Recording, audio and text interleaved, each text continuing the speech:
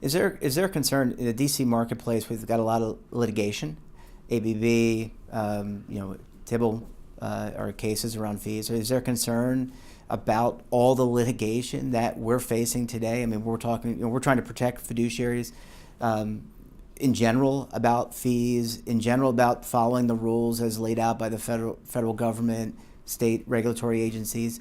Is there any concern when you're trying to enter our marketplace how much litigation there is today? There's what, dozens of pending lawsuits. So you're absolutely right. It's a big deal in DC, even much more than DB, because in DB it was the company's money that they were investing to defease this obligation, and even if they made a losing bet or a lot of losing bets, they'd still be paying people's pensions. So there was less cause for people to sue. Whereas here, individual accounts, we've got a very powerful trial bar in the country, and so they've actually focused on this industry and had a lot of success.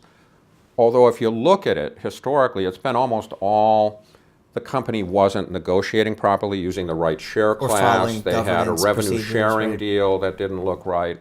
Very little of it has been with respect to innovation. Now, very recently, there has been this lawsuit on innovation, the Intel suit. And that, will be something that people will have to study and look at, because it basically, if you distill it, and I'm not a lawyer, so I'm sure I can be criticized in the way I distill it, but if you distill it, it's basically saying you should not innovate.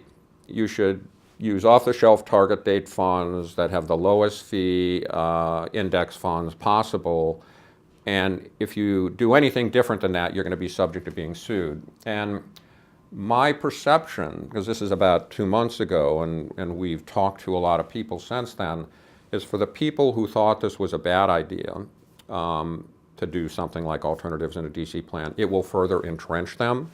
But for folks that were leaning forward, it's actually pissed them off, because they're creating target date funds, they're incorporating new asset classes, they're trying to do better for their constituency, and here's a, excuse me for the term, but a money-grubbing trial law firm saying, if you do that, we're going to sue you.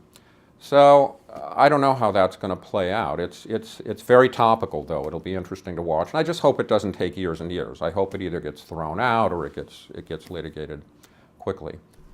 This is a fascinating topic. Kevin, thank you so much for joining us and educating our audience on this, what is really groundbreaking, a groundbreaking concept. Well, thanks for having me. As you can tell, I'm excited about it. Absolutely. Thank you. Thank you.